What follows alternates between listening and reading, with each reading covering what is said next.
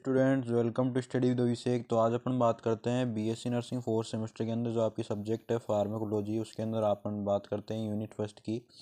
इसके अंदर अपन डिस्कस करेंगे ईएनटी ड्रग्स के बारे में। जो ईयर, नोज और थ्रोट के ड्रग्स हैं उनके अंदर अपन डिस्कस करने वाले हैं। तो देखते हैं सबसे पहले medications use in the ENT disorder. जो ईएनटी डिसऑर्डर्स होते हैं ईयर, नोज और थ्रोट के, उसके अंदर कौन कौन से मेडिसिन यूज करते हैं उसकी अपन आज बात करने वाले हैं। तो इंट्रोडक्शन देख लेते हैं सबसे पहले।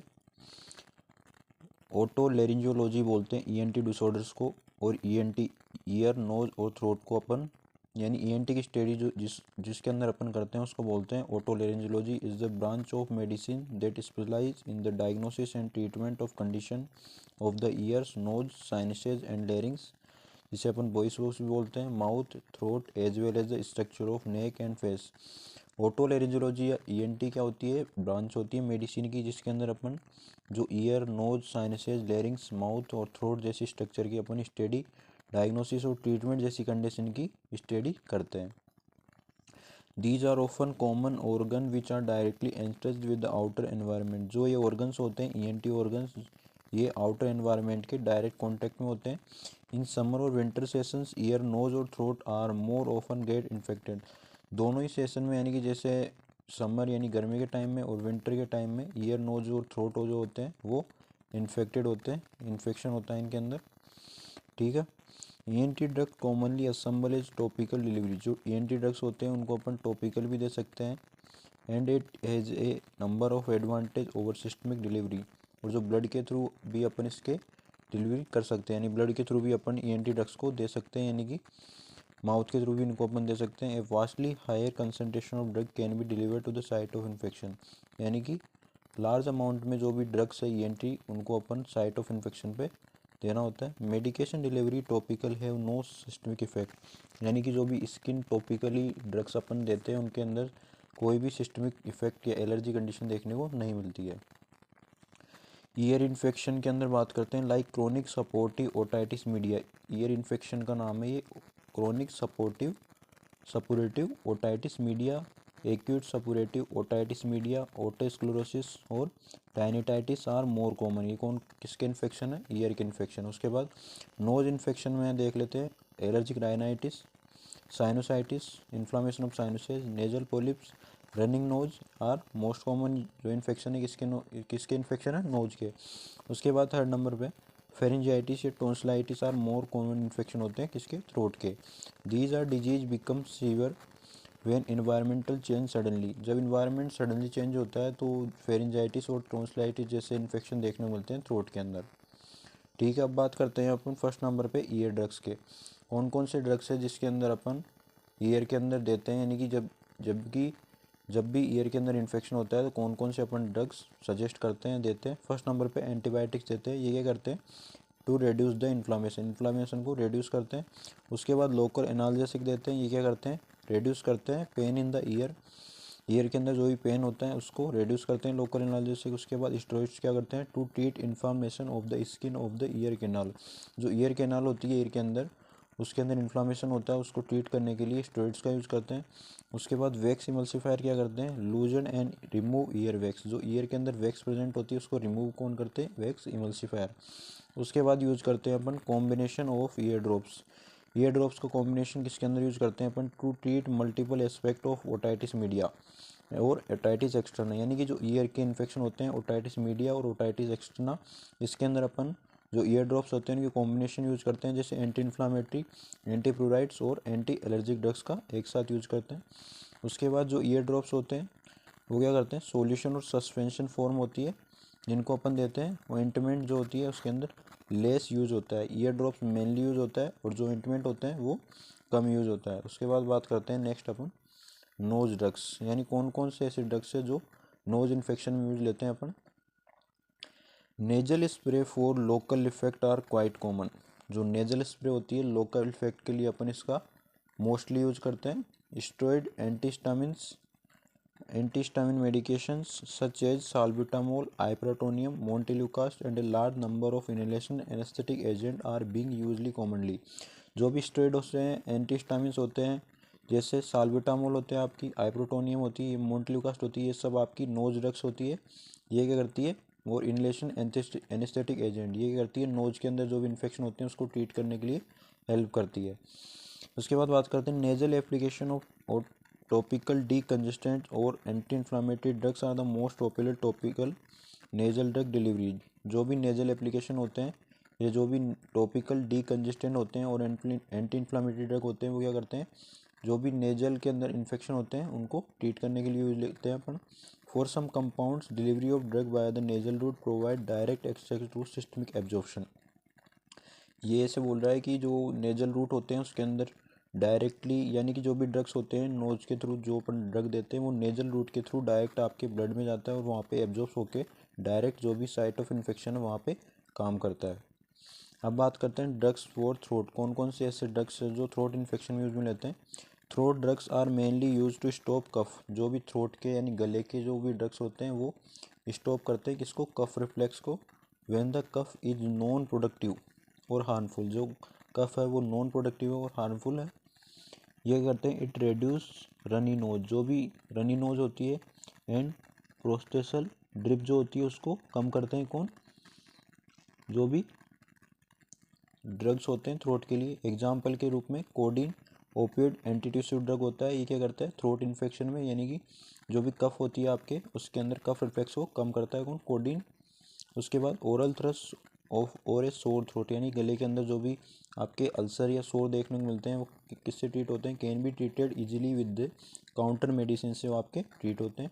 उसके अंदर कौन कौन से हैं काउंटर मेडिसिन में, आपके mouth wash, throat lozenges and pesticides are commonly use होते हैं आपके काउंटर मेडिसिन के अंदर। उसके बाद डेमोसेंट यूज लेते हैं, smooth the throat and reduce the, ये आपके स्मूथ द थ्रोट, यानी कि जो भी आपके थ्रोट है उसको स्मूथ करने के लिए, यानी कि जो आपके थ्रोट के अंदर म्यूकस है उसको स्मूथ करने के लिए, और reduce afferent impulse from the inflamed, यानी जो भी इन्फ्लामेशन है थ्रोट के अंदर उसको कम करने के लिए, और जो भी इरिटेड फेरेंजियल म्यूकोसा है उसको कम करने के लिए अपन डेमोसेंट का यूज़ करते हैं। डेमोसेंट ड्रग्स की एक कैटेगरी होती है। उसके बाद एक्सपेक्टोरेट क्या होते हैं, ये किसी ड्रग्स की कैटेगरी होती है। Drugs that increase the bronchial secretion और रेड्यूस इट वेस्कोसिटी, ये क्या करते हैं, जो भी ब्रोंकियल सिक्रेशन होते हैं उनको इंक्रीज कर देते हैं जिससे जो भी आपके थ्रोट है वो क्लियर हो जाए, एयर वे क्लियर हो जाए, और रेड्यूस करते हैं विस्कोसिटी, यानी कि जो भी कफ है आपकी उसकी विस्कोसिटी है, जो भी उसकी कंसनट्रेशन उसको कम करने का काम कौन करते हैं, एक्सपेक्टोरेट।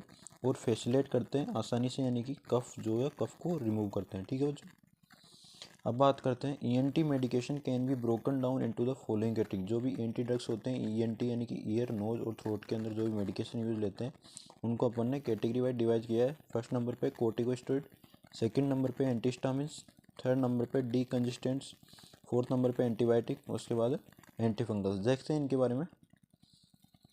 कोर्टिकोस्टेरॉइड ड्रग्स क्या होती है।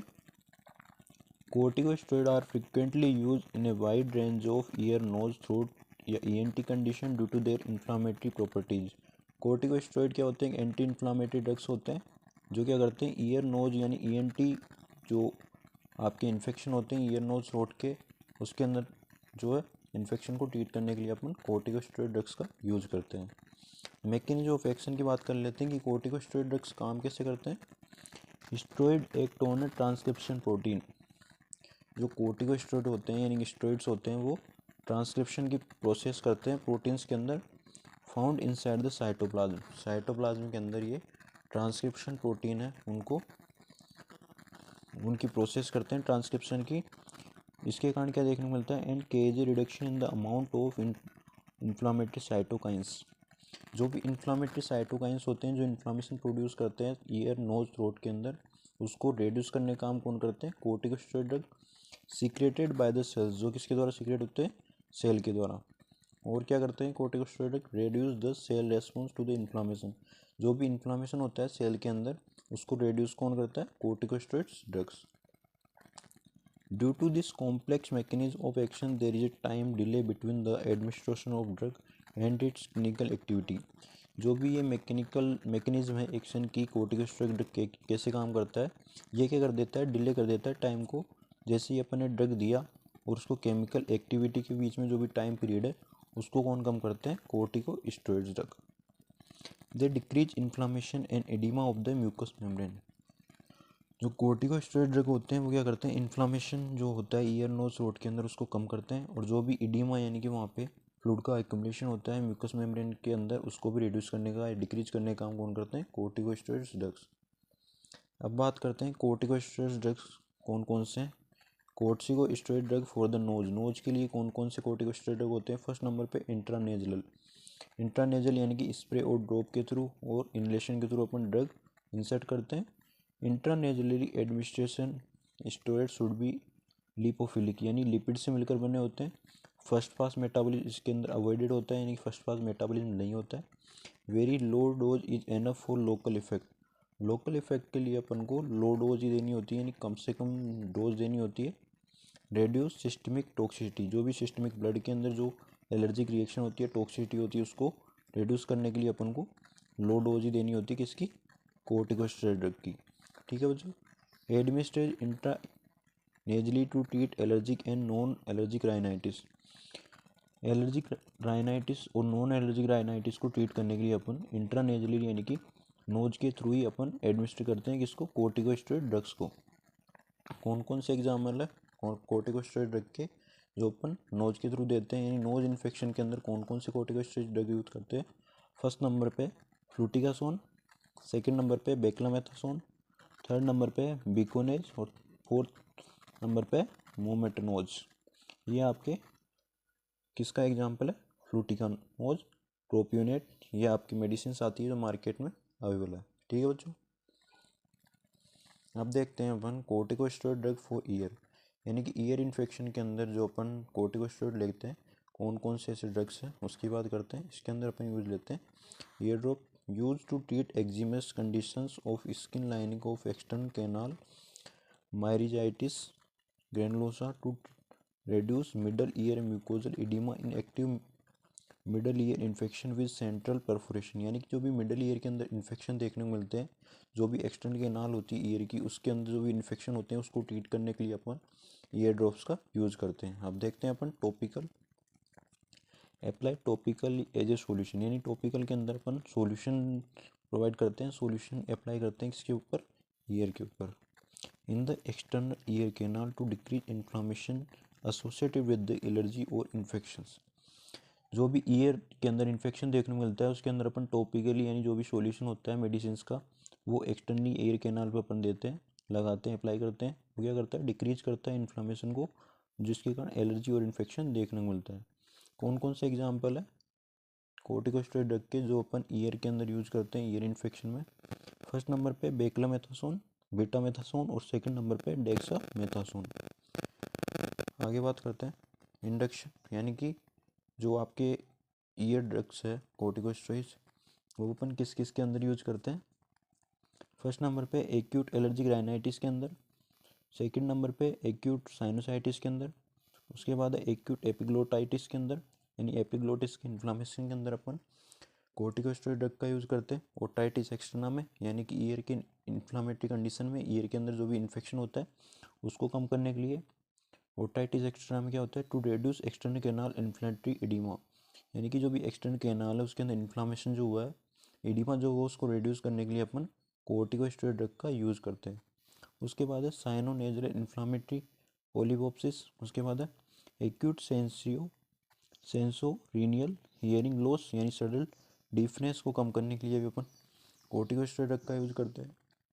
उसके बाद है नेजल सार्कोइडोसिस, ये क्या करते हैं, नेजल के अंदर जो भी आपके इन्फेक्शन है उसको कम करने के लिए अपन इसका यूज़ करते हैं। ठीक है बच्चों।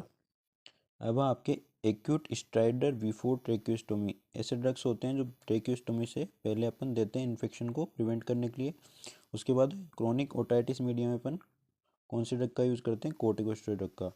कॉमन साइड इफेक्ट देखने को क्या क्या मिलते हैं, कौन कौन साइड इफेक्ट देखने को मिलते हैं। फर्स्ट नंबर पे complication associated with the short term of use of steroids और long term use of steroids, यानी कि अपन शॉर्ट टर्म यूज़ करते हैं स्टेरॉइड्स का, कोर्टिकोस्टेरॉइड्स का, तो क्या क्या साइड इफेक्ट देखने को मिलते हैं, और लॉन्ग टर्म यूज़ करते हैं तो क्या क्या साइड इफेक्ट देखने को मिलते हैं। तो देखते हैं सबसे पहले शॉर्ट टाइम पीरियड के लिए अपन यूज़ करते हैं तो क्या देखने को मिलता है, क्या साइड इफेक्ट देखने को मिलता है। Hypothalamic pituitary adrenal axis suppression, यानी जो हाइपोथैलेमिक पिट्यूटरी एड्रिनल ग्लैंड है वो आपकी सप्रेस हो जाती है। हाइपोग्लाइसीमिया, यानी कि जो भी ग्लूकोज है उसका लेवल कम हो जाता है। उसके बाद गैस्ट्रोइंटेस्टाइनल डिस्टर्बेंस यानी जीआईटी के अंदर जो भी मोटिलिटी आपकी पेरिस्टालसिस मूवमेंट है वो आपकी डिक्रीज हो जाती है। जो भी सिक्रेशन है गैस्ट्रिक जूस के वो कम हो जाते हैं। उसके बाद साइकेट्रिक इफेक्ट यानी जो भी साइकोलॉजिकल डिफेक्ट होते हैं, मेंटलिटी प्रॉब्लम होती है, वो आपकी देखने को मिलती है।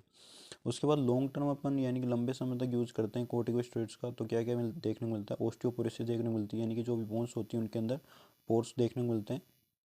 उसके बाद कसिंग सिंड्रोम देखने को मिलता है, इसके अंदर थायराइड की मात्रा जो है आपकी इंक्रीज हो जाती है। एसिलेटेड एथेरोस्क्लेरोसिस देखने को मिलता है यानी कि जो भी आपके आर्टरीज होती है उनके अंदर फैटी टिश्यूज जो है वो फैटी टिश्यूज जमने लग जाता है। उसके बाद अर्ली कैटरेक्ट देखने को मिलता है, आई प्रॉब्लम होती है। उसके बाद स्किन जो है थिनिंग देखने को मिलती है, परपुरा देखने को मिलता है यानी कि एलर्जिक कंडीशन देखने को मिलती है। अब बात करते हैं अपन डी कंजेस्टेंट ड्रग्स। डी कंजेस्टेंट का मतलब क्या होता है, ऐसे ड्रग्स जिनका अपन यूज करते हैं किसके अंदर, नोज से संबंधित, नोज रिलेटेड इन्फेक्शंस के अंदर। ठीक है बच्चों। Congestion in the nose sinuses, congestion in the nose, sinus and chest is due to the swollen, expanded or dilated blood vessels is the membranes of the nose and air passages यानी कि knows, sinuses और chest के अंदर जो भी congestion देखने को मिलता है जिसके कारण आपको निगलने में प्रॉब्लम होती है, स्वेलन में, एक्सपेंड करने में चेस्ट को, और ब्लड वेसल्स जो भी डायलेट करने में प्रॉब्लम आती है, वो किसके कारण आती है, कंजेशन के कारण। कंजेशन यानी कोई भी आपके ऑब्स्ट्रक्शन हो गया, कैसे नोज के अंदर कोई भी ऑब्स्ट्रक्शन हो गया, कोई भी एलर्जन आ गया, तो उसकी वजह से आपको ब्रीथिंग के अंदर आपको प्रॉब्लम हो रही है, तो अपन कौन से ड्रग्स यूज़ करेंगे, decongestant drugs. These membranes with a great capacity for expansion, जो ये मेम्ब्रेन्स होती है ब्लड वेसल्स के अंदर प्रेजेंट होती है, उनके अंदर क्या है, एक ग्रेट कैपेसिटी होती है यानी कि एक्सपेंड करती है खुद को। Have an evident supply for blood vessels, यानी कि ब्लड वेसल्स के अंदर एविडेंट सप्लाई होती है जो डीकंजेस्टेंट ड्रग को तुरंत एब्जॉर्ब कर देती है और जो भी ऑब्स्ट्रक्शन है उसको क्लियर करती है। Once the membrane swell you start to feel congested, एक बार अगर जो मेम्ब्रेन है उसके अंदर स्वेलिंग हो गई तो अपन को कंजेस्टेड फील होगा यानी कि ऑब्स्ट्रक्शन फील होगा किसके अंदर, नेजल एरिया के अंदर। डीकंजेस्टेंट क्या करते हैं, decongestant help to sink the blood vessels, यानी ये ब्लड वेसल्स को डायलेट करने का काम करते हैं इन द नेजल मेम्ब्रेन्स के अंदर, एंड एलो करते हैं एयर पैसेजेज टू ओपन अप, जो भी एयर पैसेज होते हैं अपने नेजल मेम्ब्रेन्स होती है, नेजल कैविटी होती है, उनको ओपन करने का काम कौन करते हैं, डीकंजेस्टेंट्स। अब बात करते हैं मैकेनिज्म ऑफ एक्शन के बारे में डीकंजेस्टेंट ड्रग की, कि डीकंजेस्टेंट ड्रग काम कैसे करते हैं। जो डीकंजेस्टेंट ड्रग होते हैं वो क्या करते हैं, प्रोड्यूस करते हैं वेजो कंस्ट्रिक्शन, यानी कि जो भी वेसल्स होती है ब्लड वेसल्स को कॉन्स्ट्रिक्शन कर देते हैं, कॉन्ट्रेक्शन कर देते हैं वहाँ पे, by stimulating alpha receptors in the smooth muscle around the blood vessels, यानी ब्लड वेसल्स के अंदर जो आपके अल्फा रिसेप्टर्स प्रेजेंट होते हैं स्मूथ मसल्स के अंदर, वो क्या करते हैं, वेजो कंस्ट्रिक्शन करते हैं। वेजो कंस्ट्रिक्शन से क्या होता है, डिक्रीज हो जाती है swelling of mucus membrane in the nose, sinuses और फेरिंग्स, जो भी आपकी नोज है, साइनसेज है और फेरिंग्स है उसके अंदर स्वेलिंग जो आपकी वो डिक्रीज हो जाती है। इससे क्या होता है, एलिवेट होते हैं nasal stiffness and nasal congestion, जो नेजल के अंदर स्टिफनेस देखने को मिलती है और नेजल के अंदर जो भी कंजेशन मिल रहा है यानी कि जो भी आपके ब्रोंकोस्पाज्म देखने को मिल रहा है, ऑब्स्ट्रक्शन देखने को मिल रहा है, उसको कम कर देते हैं। एलिवेशन का मतलब होता है कम। उसके बाद क्या होता है, एलो सिक्रेशन टू ड्रेन, जो भी सिक्रेशन है उसको बाहर निकलने के लिए एलो करते हैं कौन, डीकंजेस्टेंट ड्रग। इससे क्या होता है, help open up to eustachian tube to the ear, इससे जो यूस्टेकिन ट्यूब है आपकी ईयर के अंदर वो आपकी प्रेजेंट होती है, वो उससे ओपन हो जाती है, वो आपकी can be administrate topically as nose drop और नेजल स्प्रे ओरली, जो भी नोज ड्रॉप होती है और नेजल स्प्रे होती है उनको अपन टॉपिकल भी अप्लाई कर सकते हैं यानी एडमिनिस्टर कर सकते हैं। एग्जाम्पल दे सकते हैं अपन कौन कौन से ऐसे ड्रग है डीकंजेस्टेंट ड्रग जो अपन अप्लाई करते हैं किस पर, नोज पर। इसके अंदर फर्स्ट नंबर पे ऑक्सीमेटाजोलिन, उसके बाद है टेरोहाइड्रोजोलिन, उसके बाद है फिनाइलेफ्रिन, उसके बाद है स्यूडो एफ्रीड्रिन। किस किस के अंदर अपन यूज करते हैं इनको, इंडिकेशन यानी कि नेजर एंड यूस्टेकिन ट्यूब के अंदर कंजेशन आने पर अपन इनका यूज करते हैं, कौन किसका, डीकंजेस्टेंट ड्रग का। उसके बाद नेजल स्टिफनेस के अंदर एक्यूट और कॉनिक राइनाइटिस यानी राइनोसेज का इन्फ्लामेशन में अपन यूज़ करते हैं। साइनोसाइटिस और एलर्जिक कंडीशन अपन डीकंजेस्टेंट का यूज़ करते हैं। Before nasal diagnostic examination to improve visualization, visualization को इम्प्रूव करने के लिए अपन नेजल ड्रग्स का यूज करते हैं बिफोर डायग्नोस्टिक एग्जामिनेशन, यानी डायग्नोस्टिक एग्जामिनेशन से पहले। क्या क्या साइड इफेक्ट देखने को मिलते हैं डिकंजेस्टेंट का? कार्डिक अरिथमिया हो सकता है यानी कि ब्रेडिकार्डिया देखने को मिल सकता है, जो भी पल्स रेट है पेशेंट की वो आपकी कम देखने को मिल सकती है। हेडेक देखने को मिल सकता है, इंसोम्निया देखने को मिल सकती है यानी लॉस ऑफ स्लीपनेस देखने को मिल सकता है। कॉन्ट्रा इंडिकेशन यानी किन किन कंडीशन के अंदर अपन को ये नहीं देनी है। फर्स्ट नंबर पे सीवियर हाइपरटेंशन यानी जो पेशेंट है उसके अंदर पहले से बीपी इंक्रीज है तो उस कंडीशन में अपन को डिकंजेस्टेंट नहीं देना है। कोरोनरी आर्टरी कोई भी डिजीज है जैसे एथेरोस्क्लेरोसिस उस कंडीशन में अपन को ये नहीं देना है। नैरो एंगल ग्लूकोमा यानी कोई भी आई की डिजीज जैसे ग्लूकोमा उसके अंदर अपन को नहीं देना है। यूज विद नेजल स्टेरॉइड जो भी डिकंजेस्टेंट है उनको अपन को नेजल स्टेरॉइड या कोर्टिकोस्टेरॉइड के साथ ही यूज करना है। प्रेगनेंसी और लैक्टेशन के टाइम भी अपन को डिकंजेस्टेंट ड्रग का यूज नहीं करना है। ठीक है बच्चों, अब बात करते हैं एंटी हिस्टामिन ड्रग्स क्या करते हैं।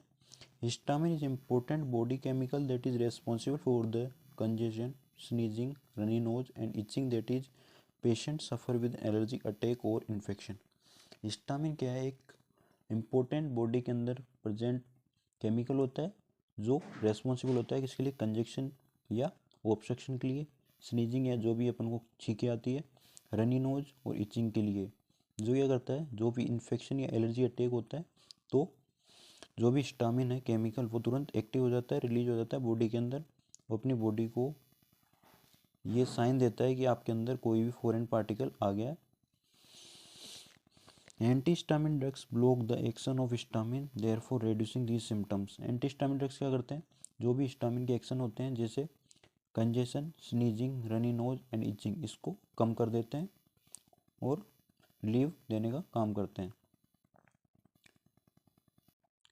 For the best results antihistamine should be taken before allergic symptoms get well establish. यानी कि बेस्ट रिजल्ट के लिए अपन को जो भी एंटीहिस्टामिन होते हैं उनको एलर्जी कंडीशन से या एलर्जिक सिम्टम्स से पहले ही ले लेना चाहिए। But they can also be very effective if taken after the onset of symptoms. लेकिन ये इफेक्टिव जब होते हैं जब जैसे कि आपको सिम्टम्स देखने को मिलेंगे जैसे कंजेशन, स्नीजिंग, उस टाइम के अगर बाद आप लोगे तो आपको इफेक्टिव देखने को मिलेगा। ये आपके सोलन साइनोसेज इसके अंदर यानी कि इन्फ्लामेशन देखने को मिलता है किसकी, साइनोसेज के अंदर। ये आपकी म्यूकस मेम्ब्रेन होती है। जैसे ही कोई भी फॉरेन पार्टिकल या एलर्जन आया आपके हिस्टामिन जो केमिकल है वो बॉडी के अंदर एक्टिवेट हो जाएगा। ठीक है बच्चों, ये है आपके रनी नोज, इसके अंदर जो है नोज से सीक्रेशंस आपके कंटिन्यूस देखने को मिलेंगे। ये पोस्ट नेजल ड्रिप होती है यानी कि जो भी नेजल सीक्रेशन उसके बाद जो भी आपके स्नीजेज आती है उसके अंदर देखने को मिलती है। ये सोर थ्रोट है यानी सोर के अंदर अल्सर प्रेजेंट होते हैं। बात करते हैं अपन मैकेनिज्म ऑफ एक्शन की। जो भी हिस्टामिन्स होते हैं वो कैसे वर्क करते हैं उनकी अपन बात करते हैं। Histamine release from the mast cells in the tissues when allergic reaction. जो भी एलर्जी रिएक्शन होती है जैसे ही बॉडी के अंदर कोई भी एलर्जिक रिएक्शन हुई तो क्या होगा, सबसे पहले जो भी हिस्टामिन है वो रिलीज होएगा कहाँ से, मास्ट सेल से टिश्यूज के अंदर। उसके बाद क्या देखने को मिलेगा, causes vasodilation in which the blood vessels and mucous membrane become swollen and red. इसके कारण हिस्टामिन जो रिलीज होएगा मास्ट सेल से उसके कारण वेजोडाइलेशन मिलेगा यानी कि जो भी वेसल्स होती है ब्लड वेसल्स वो डायलेट हो जाएगी। उससे क्या होएगा, म्यूकस मेम्ब्रेन से म्यूकस मेम्ब्रेन क्या होगी, स्वेलन यानी सूजन आएगी और रेडनेस देखने को मिलेगी। इससे इरिटेशन द टिश्यूज डायरेक्टली, ये क्या करेगा, इरिटेट करेगा टिश्यूज को डायरेक्टली, केजिंग पेन एंड इचिंग, वहाँ पर पेन और इचिंग देखने को मिलेगी। एंटीहिस्टामिन ड्रग क्या करेंगे, antihistamine act by blocking H1 histamine receptor sites. जो भी H1 हिस्टामिन रिसेप्टर साइट है उनको एंटीहिस्टामिन क्या कर देंगे, ब्लॉक कर देंगे। Thereby blocking the effect of histamine on H1 receptor on the nose और थ्रोट। जिससे क्या होगा, जो भी हिस्टामिन के इफेक्ट है यानी कि जो भी H1 रिसेप्टर या हिस्टामिन के जो भी क्या है एक्शन है उसको ब्लॉक कर देगा नोज और थ्रोट पर। Slow block the action of histamine at H1 receptors to the. इससे क्या होगा, जो भी हिस्टामिन या H1 रिसेप्टर से जो भी हिस्टामिन के एक्शन होते हैं वो ब्लॉक हो जाएंगे। इससे ड्राई अप सिक्रेशन यानी सिक्रेशन वो है ड्राई हो जाएंगे। श्रिंक एडिमेटस म्यूकस मेम्ब्रेन, जो भी म्यूकस मेम्ब्रेन पे एडिमा देखने को मिला था वो आपका कम हो जाएगा। And decrease etching and redness, जो भी इचिंग और रेडनेस देखने को मिली थी वो भी आपकी कम देखने को मिलेगी। अब बात करते हैं एग्जाम्पल के बारे में कि कौन कौन से एंटीहिस्टामिन है। इसके अंदर फर्स्ट जनरेशन और सेकंड जनरेशन दो पार्ट में इसको डिवाइड किया गया है। फर्स्ट जनरेशन में कौन कौन से ड्रग आते हैं, क्लोरफिनार्मिन, डाइफेनेड्रेमाइन, ब्रोफिनार्मिन। सेकंड जनरेशन में सिट्रेजिन, लीवोसिट्रेजिन, लोटाडिन और डेसोलोटाडिन। डोज की फॉर्म किस फॉर्म में दे सकते हैं अपन, इंट्रानेजली भी दे सकते हैं, टॉपिकल भी दे सकते हैं या सॉल्यूशन के रूप में। Oral preparation are availables. इसके बाद बात करते हैं किस कंडीशन में अपन देते हैं इनको। एंटीहिस्टामिन्स को एलर्जिक राइनाइटिस हुआ, जैसे स्नीजिंग हुआ आपके, स्टिफनेस के अंदर, इचिंग नोज और थ्रोट के अंदर, रनिंग नोज के अंदर अपन इनको देते हैं। क्या क्या साइड इफेक्ट देखने को मिलते हैं? सेडेशन देखने को मिलेगा, फर्स्ट जनरेशन के ड्रग्स के द्वारा देखने को मिलेगा ये सेडेशन आपके। ड्राई माउथ देखने को मिलेगा, ड्राउजीनेस देखने को मिलेगा यानी कि वीकनेस एक तरह से, डिजीनेस देखने को मिलेगा, नोजिया और वोमिटिंग भी देखने को मिलेगा। ये साइड इफेक्ट है किसके? एंटीहिस्टामिन ड्रग के। अब बात करते हैं एंटीबायोटिक ड्रग्स क्या करते हैं। एंटीबायोटिक फॉर ईयर के लिए कौन से एंटीबायोटिक यूज करते हैं अपन? इसके अंदर है फेरामाइस्टिन सल्फेट। फ्रामाइस्टिन क्या है? A broad spectrum aminoglycoside antibiotic होता है। Framycetin appear to inhibit protein synthesis in susceptible bacteria. जो भी प्रोटीन सिंथेसिस होता है बैक्टीरिया के अंदर उसको क्या करते हैं? इनिबिट या कम करने का काम कौन करते हैं? Framycetin drugs. By binding to ribosomal sub units, ribosomal sub units पर बाइंड होते हैं और वहाँ पर जो प्रोटीन सिंथेसिस होता है उसको कम करते हैं। Framycetin is not active against most anaerobic bacteria. जो एनरोबिक बैक्टीरिया होते हैं उनके अगेंस्ट में फ्रामाइस्टिन जो एंटीबायोटिक ड्रग है वो एक्टिव नहीं होते हैं, यानी कि अच्छी तरीके से वर्क नहीं करता है।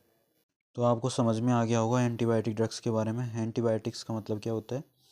एंटी मतलब क्या होता है? विरुद्ध। बायोटिक्स का मतलब यानी जो भी बैक्टीरिया होते हैं उनकी ग्रोथ को कम करते हैं। आगे देखते हैं अपन अब जेंटामाइसिन, ये भी एक एंटीबायोटिक ड्रग होता है। Gentamicin is a protein synthesis inhibitor, यानी कि ये क्या करता है? प्रोटीन सिंथेसिस को कम कर देता है। It bind the 30S bacterial ribosomal sub unit and act to inhibit the formation of initiation. यानी कि जेंटामाइसिन क्या करता है? जो 30S बैक्टीरियल राइबोसोमल की 30S यूनिट होती है राइबोसोम की, उसको इनहिबिट कर देता है। और क्या करता है? इसके कारण mRNA misreading leading to the non functional protein. जो mRNA होता है वो नॉन फंक्शनल प्रोटीन का फॉर्मेशन कर देता है। It also induce the dissolution of polyribosome. यानी कि जेंटामाइसिन एंटीबायोटिक ड्रग जो होती है ये क्या करता है? पॉलीराइबोसोम की जो ड्रग होती है, पॉलीराइबोसोम्स जो होते हैं उनको क्या करते हैं? डिजोल्व कर देते हैं ड्यूरिंग प्रोटीन सिंथेसिस, यानी प्रोटीन सिंथेसिस के टाइम जो पॉलीराइबोसोम होते हैं उनको डिजोल्व कर देते हैं। Aminoglycosides require oxygen for Uptake into bacterial cells. जो एमिनोग्लाइकोसाइड होते हैं वो ऑक्सीजन की अपटेक यानी ऑक्सीजन की सप्लाई को पूरी करते हैं किसके अंदर? बैक्टीरियल सेल्स के अंदर। Thus they are only active against aerobes. यानी कि जो जेंटामाइसिन एंटीबायोटिक ड्रग जो होती है वो क्या करती है? जो भी एरोब्स होते हैं यानी कि जो ऑक्सीजन की प्रेजेंस के अंदर ग्रो करते हैं उनके विरुद्ध ही ये एक्टिव काम करती है। अब बात करते हैं एंटीबायोटिक फॉर नोजल इन्फेक्शन या नोज के लिए कौन कौन से एंटीबायोटिक यूज करते हैं अपन? क्लोरोहेक्सिडिन विद नियोमाइसिन, यानी कि ये दो ऐसी ड्रग है जिनका अपन कंबाइन में यूज करते हैं। क्लोरोहेक्सिडिन नियोमाइसिन क्या है? एक antibiotic available in nasal topical form, यानी कि टॉपिकल फॉर्म में इसका यूज अपन करते हैं। It is use to treat minor nasal infection with and carriage of streptococci bacteria, यानी कि जो स्ट्रेप्टोकोकाई बैक्टीरिया के द्वारा और जो माइनर नेजल इन्फेक्शन होते हैं उनको ट्रीट करने के लिए अपन कौन सी मेडिसिन का यूज करते हैं या एंटीबायोटिक यूज करते हैं? क्लोरोहेक्सिडिन विद नियोमाइसिन। क्लोरोहेक्सिडिन ग्लूकोनेट क्या है? एक एंटीसेप्टिक होता है that kill a wide range of bacteria and yeast and some fungi and virus। Chlorhexidine gluconate एक एंटीसेप्टिक होता है जो क्या करता है? बैक्टीरिया, वायरस और फंजाई और वायरस को, बैक्टीरिया, यीस्ट और फंजाई और वायरस को किल करने का काम करता है। नियोमाइसिन सल्फेट क्या होता है? एक एंटीबायोटिक होता है जिसके अंदर एमिनोग्लाइकोसाइड टाइप प्रेजेंट होता है। It rapidly kill bacteria by interfering with the production of protein that the bacteria need to divide and multiply। जो नियोमाइसिन सल्फेट होता है ये एक एंटीबायोटिक होता है जिसके अंदर एमिनोग्लाइकोसाइड टाइप प्रेजेंट होता है। ये किल करता है बैक्टीरिया को। इसके अंदर जो भी प्रोडक्शन होता है किसका? प्रोटीन्स का। बैक्टीरिया क्या करता है? उसको डिवाइड कर देता है और मल्टीप्लाई कर देता है। अब बात करते हैं म्यूपिरोसिन। म्यूपिरोसिन एक एंटीबायोटिक होती है। Mupirocin is an antibiotic. It is use inside the nose to treat infection that caused by the certain bacteria, यानी कि बैक्टीरिया के कारण जो भी नोज के अंदर इन्फेक्शन होते हैं उसको ट्रीट करने के लिए अपन म्यूपिरोसिन ड्रग जो आती है उसका यूज़ करते हैं। This help prevent the spread of infection to patient and health care worker during outbreak of at institutions, यानी हॉस्पिटल के अंदर जो भी इन्फेक्शन देखने को मिलते हैं उसको प्रिवेंट करने के लिए हेल्थ केयर सेटिंग या हेल्थ केयर वर्कर्स से इसके लिए अपन यूज़ करते हैं म्यूपिरोसिन। अब बात करते हैं एंटीबायोटिक फॉर ओरोफेंजियल। ओरोफेंजियल इन्फेक्शन के लिए अपन यूज़ करते हैं कौन सी ड्रग का? कौन सी एंटीबायोटिक का? डॉक्सीसाइक्लिन। डॉक्सीसाइक्लिन क्या है? टेट्रासाइक्लिन एंटीबायोटिक होता है that fight bacteria in the body, जो बैक्टीरिया के विरुद्ध काम करता है, उसे डिस्ट्रॉय करता है। डॉक्सीसाइक्लिन क्या होता है? रिवर्सिबली बाइंड होता है 30S यूनिट से एट साइट पर, यानी कि जो भी डॉक्सीसाइक्लिन ड्रग होता है वो 30S यूनिट जो होती है राइबोसोम पर उसके विरुद्ध कार्य करता है।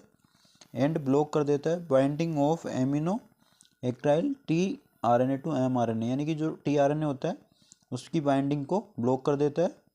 इनहिबिट करता है additional of new amino acid को to the growing peptide chain से, एंड स्टॉप कर देता है किसको, ट्रांसलेशन प्रोसेस को, यानी ट्रांसलेशन प्रोसेस के अंदर प्रोटीन का फॉर्मेशन होता है, इससे क्या होता है न्यू प्रोटीन फॉर्मेशन नहीं होता है। ये आपके डॉक्सीसाइक्लिन 200 mg की मेडिसिन।